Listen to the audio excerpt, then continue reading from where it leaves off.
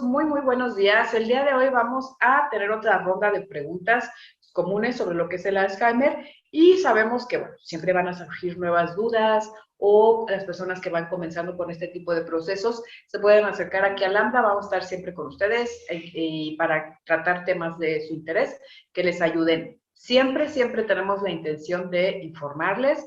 Recuerden acercarse al profesional de la salud, a sus médicos, para que tengan una muy, muy buena guía y bueno, las recetas y todo provengan de ellos. Vamos con la primera pregunta. La primera pregunta del día de hoy es, ¿qué podemos hacer para ayudar al enfermo de Alzheimer a dormir bien? Esto es muy, muy común, ¿eh? Los trastornos del sueño son muy frecuentes en las personas que tienen Alzheimer, tienden a no dormir bien y luego en la noche andan activos, andan deambulando y en el día obviamente pues tienen somnolencia, tienen sueñito, porque están invirtiendo su ciclo, ¿no? De lo que es sueño y la vigilia. Esto es muy, muy marcado, como les comento, en ese tipo de pacientes. ¿Qué es lo que puedes hacer? Bueno, pues cuida primero al paciente, es decir, tú lo amas y lo quieres apapachar y todo, pero si el paciente se queda dormido en el día, intenta que no lo haga. Trata de no dejarlo dormir esas siestas para que en la noche esté cansado y tenga sueño y comience a volver a su ciclo normal, ¿no? De la mañana estar en vigilia y en la noche tener su sueño normal. Vas a tener que tener paciencia porque a lo mejor va a estar somnoliento, no va a querer hacer las cosas y lo tienes que ayudar a motivarlo, le tienes que buscar la manera a tu paciente, lo personal, de mantenerlo activo, de poder motivarlo, ¿no? Trata de que en las noches, cerca de la hora de dormir, no tome sustancias que lo mantengan despierto, como la cafeína, por ejemplo, lo que son algunos medicamentos también. Algunos de ellos también pueden tener efectos diuréticos o algunos alimentos que tengan efectos diuréticos, porque quizás no se quiere dormir porque le dan ganas de ir al baño y bueno, está preocupado, está intranquilo y va a empezar a no querer dormir por las noches. Siempre te hemos platicado de que mantengas sus rutinas, pero si su rutina te está incluyendo, por ejemplo, que en la noche en la cena tomaba café, bueno, esa no se la vas a mantener porque la cafeína lo va a mantener despierto. Entonces, hay que buscar todo esto. También es una muy buena idea averiguar si hay alguna causa específica. Si tiene estreñimiento y está incómodo y por eso no puede dormir, si tiene miedo a la hora que le apagas la luz o alguna alucinación, bueno, pues le puedes dejar una lamparita prendida, porque todo esto va a interferir obviamente con el sueño y cada uno de los pacientes va a necesitar un trabajo distinto, es decir, hay una ayuda de diferente forma, ¿no? Si tú descartas circunstancias como las anteriores, es decir, que si le pones la lamparita ya duerme bien, o que ya no tiene que levantarse en las noches al baño, ya le pusiste un pañal y ya puede dormir bien, bueno, pues ya tienes una ventaja. Si no, acude por favor al profesional de la salud. Él te puede sugerir alguna toma de alguna sustancia específica, ¿no? Por ejemplo, como la melatonina, para regular ese ciclo de sueño y vigilia, ¿no? O algún antidepresivo de tipo sedante. Recuerda que el médico es el que te tiene que diagnosticar, el que te tiene que dar la receta. Hay algunos medicamentos que se les llaman hipnóticos, que son tradicionales, pero que para este tipo de pacientes pueden empeorar el rendimiento cognitivo, pueden aumentar el riesgo de las caídas también por la noche. Obviamente va a ser un efecto totalmente contradictorio el que se está buscando de mantenerlo seguro, ¿verdad? Y de mantenerlo sano. Entonces, siempre acércate a tu profesional de la salud. La pregunta número 2 es si es normal la pérdida de peso en las personas enfermas de Alzheimer, y pues sí es muy, muy frecuente, de acuerdo a la evolución de esta enfermedad, va a ir perdiendo pesos. ¿Por qué? Bueno, pues primero porque se pueden tener problemas con la alimentación o la nutrición. Al principio, pues puede ser que el mismo paciente se olvide de comer, tenga dificultad para tragar y no quiera tragar, le dé miedo a atragantarse, o cuando todavía está en las primeras etapas, que ya comience a tener problemas para cocinar o que se le olvide ir por las compras y pues bueno, no va a comer porque no tiene las compras hechas y no tiene que comer. Todo esto va a ir evolucionando obviamente con la enfermedad y además va a tener la tendencia, recuerda, de la deambulación constante o estar en lo que es la inquietud psicomotora, y esto pues va a contribuir a tener un desgaste energético elevado. ¿Qué es lo que va a pasar? Que esta pérdida es habitual en ellos. ¿Qué necesitas hacer?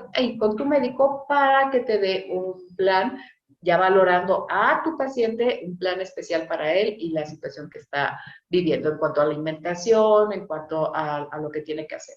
La pregunta número 3 es cómo se puede actuar ante la agresividad que muestran en ocasiones este tipo de pacientes, que también suele ser común. Y conforme va la enfermedad progresando, pues se van a ir dando más este tipo de episodios porque el deterioro es irreversible, recuerda el deterioro del cerebro, y esta parte de la agresividad va formando como parte de estos síntomas psicológicos, ¿no? Que se dan normalmente y están totalmente relacionados con lo que es este tipo de demencias.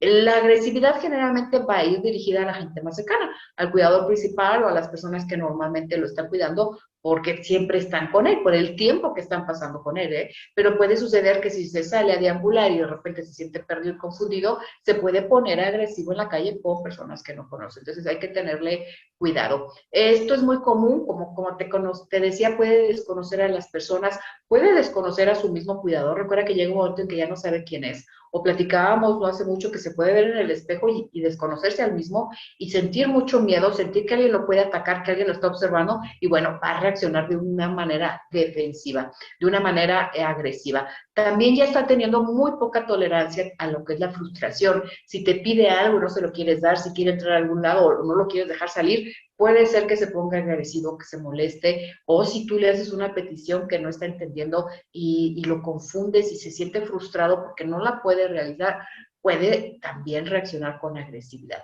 Lo primero que debes de hacer es saber qué es lo que está ocurriendo, es decir, saber qué pasa, cómo reacciona esta persona, ¿ok? Cómo es su tipo de agresividad, por decirlo de alguna forma. Si golpea, si nada más grita, si se tira al suelo, o sea, cómo es que se pone agresivo, si se puede lastimar, si puede lastimar a alguien más, si no pasa de que grite y ¿qué está sucediendo? Y la segunda parte es en qué situación, es decir, comienza a observarlo porque recuerda que tu proceso con tu paciente es mucho de experiencia, vas a tener que observar qué situaciones generalmente son las que están detonando este tipo de agresividad en tu paciente. Cuando ya tengas estas dos cosas, va a ser bien importante porque entonces sabrás si puedes hacer algún tipo de cambio y qué tipo de cambio debes hacer. Si es algo ambiental que le está causando molestias, si hay algún tipo de cosa que le da miedo, la noche, por ejemplo, como decíamos, el espejo, ¿no? Que se ve y que se asusta, bueno, pues es muy fácil porque agarras y lo guardas, o sea, tienes que saber qué es lo que pasa y cómo lo vas a lograr mediante la observación. Otras cosas que pueden detonar esto en tu enfermo son las discusiones que puedes tener. Mejor negocia con él, no te pelees con él, trata de negociar con él. Recuerda que no lo vas a hacer ya que razone, ya es una de las funciones cognitivas que ya no puede tener. Entonces, trata en lugar de eso de distraerlo, ponte a verlo unas fotografías o hacer algo que le interese. Es decir, cambia el tema a algo que lo interese. No lo regañes ni lo humilles, no le digas que está fallando o que recuerde las cosas. En todo caso, ya es inútil, ya no es posible que lo haga y lo único que va a pasar es que puedes desencadenar este tipo de episodios porque lo estás haciendo que se sienta frustrado y atacado. Nuevamente, la recomendación sería suplir. Suple el regaño o la corrección por tu ayuda, por tu guía. Recordarle las cosas si no las recuerdas, vuélveselas a plantear si es necesario, vuélveselo a platicar si es necesario. Recuerda que su autoestima y su dignidad ya están dañadas de por sí por toda esta incapacidad que tiene de hacer ya las cosas por él mismo. Así que mantente alerta de qué conductas de qué cosas, situaciones pueden detonar este tipo de conductas y prevenlas con esa dignidad y ese respeto que tu paciente se merece. La siguiente pregunta es que si es normal que un paciente con Alzheimer sufra de estreñimiento. Es un problema muy común que se puede presentar por varios factores que vienen derivados de la condición de demencia, como la falta de ejercicio, que ya no se mueve, por ejemplo, está en un estado sedentario, el tipo de dieta, el que no tome mucha agua, como decíamos, porque le da miedo la parte de no retener el líquido, la ansiedad o incluso algunas de las medicinas. Recuerda que hay ocasiones donde el doctor comúnmente nos dice es que el estrés te produce estreñimiento. Bueno, imagina que ellos están estresados mucho tiempo, la mayor parte del tiempo, ¿no? Entonces, necesitas de nuevo buscar qué puede ser lo que esté detonando. Quizás sea esta parte de que no quiere tomar líquidos porque le da miedo mojarse encima y bueno, hay que buscar cómo solucionar eso, si los pañales o facilitarle la ida al baño para que se sienta seguro que la ropa se la pueda quitar fácil y entonces pueda tomar el agua suficiente y adecuada para que no esté estreñido. Vas a aumentar la cantidad de fibra que es de manera natural en las frutas, en las verduras, en las hortalizas, las legumbres, los cereales, todo este tipo de cosas durante el día y mantenerlo hidratado, como decíamos, de la manera adecuada. Hay que descartar un problema de obstrucción, le puedes dar algún tipo de masaje en el abdomen. Si tú ves que todo esto persiste, bueno, pues puedes ir con el médico. Si se va a utilizar algún método como laxantes o otro método como los enemas o lo que ya es la extracción manual, eso siempre se debe de hacer bajo prescripción médica o realizándolo el personal de enfermería. Y si es necesario que tú lo sepas hacer, porque ya no puedes mover a tu paciente o no tienes manera de que vaya el médico o algo, es bien importante que seas adiestrado por este personal. Es decir, lo hagas ya adiestrado porque es un problema del que ya está enterado tu médico y que te aconsejó y te dijo que te adiestraras para poder hacerlo.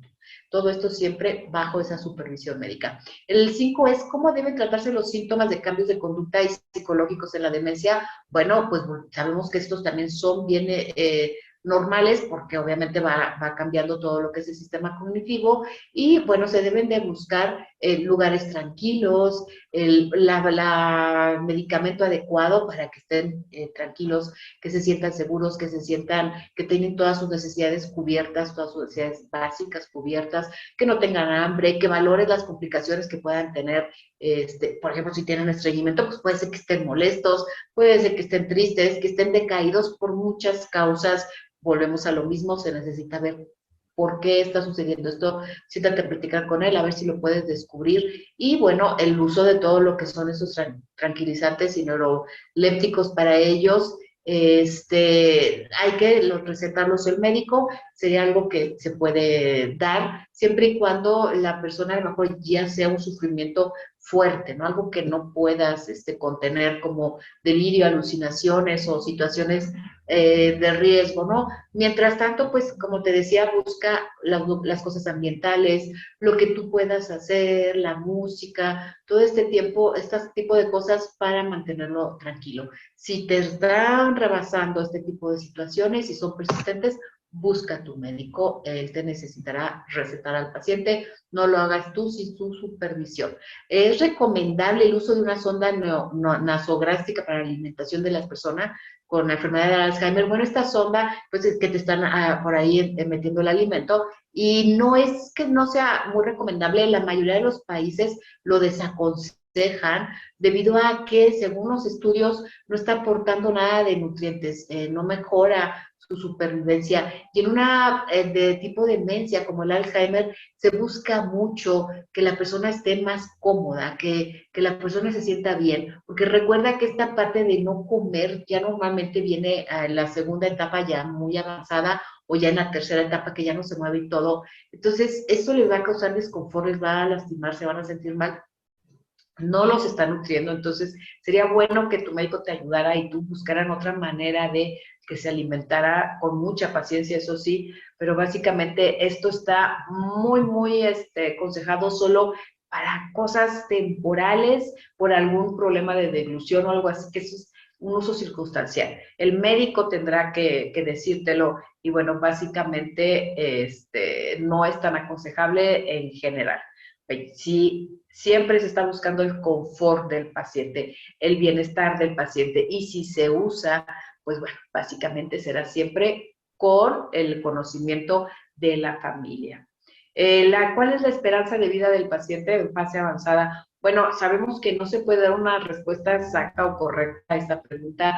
Depende mucho del paciente, del estado de salud previo, de la atención con la que se cuenta, del diagnóstico que se le ha dado o en qué tiempo se le dio ese diagnóstico. Lo que sí sabemos es que hay 3 fases que se cursan, la leve, la media y lo que es la severa, y que cada fase está aproximadamente durando 3 años. Sin embargo, va a depender, como decíamos, de cada persona. Hay personas que han durado más en estos periodos de deterioro, más de 15 años o bueno, hasta más de los 15 años, ¿no?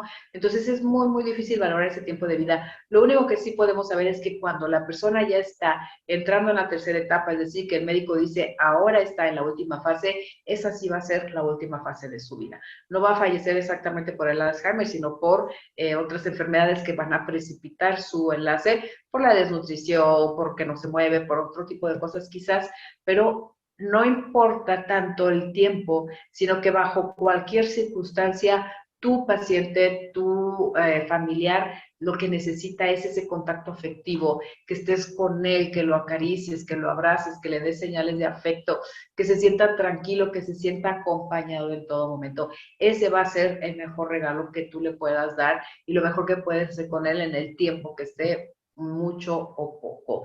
Y la última pregunta sería si es correcto retirar los fármacos al paciente que en fases graves. Bueno, esto, como siempre, lo va a determinar el médico. Es un tema muy controvertido. Incluso cada país varía sus parámetros para decidir retirarlos. Estamos hablando de medicamentos que quizás se les daba con anterioridad para otras enfermedades que ya tenían previas o que se les estaban dando para mantenerlos tranquilos, etcétera, ¿no? Entonces, conforme avanza la enfermedad y la persona ya no se mueve o va cambiando sus necesidades también de alimentación, de nutrición, de comodidad, de bienestar, todo este tipo de cosas, pues bueno, entonces el médico va a valorar y va a aportar esta opinión. Si es necesario retirar los fármacos, se da casi siempre lo que son las fases avanzadas y que los cuidadores también estén de acuerdo, que la familia esté de acuerdo y obviamente es porque ya no le está aportando al paciente ningún beneficio, ni cognitivo, ni de conducta, ni de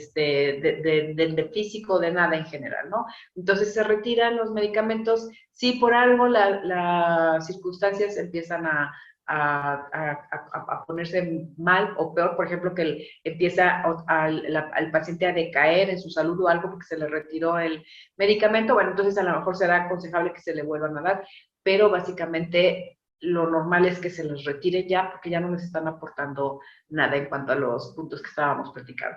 Entonces, esto lo decide el médico como siempre. Y bueno, esta es la última pregunta del día de hoy. Muchísimas gracias. Nos vemos la semana que entra con otro tema. Que estén muy bien todos y muy, muy bonita semana.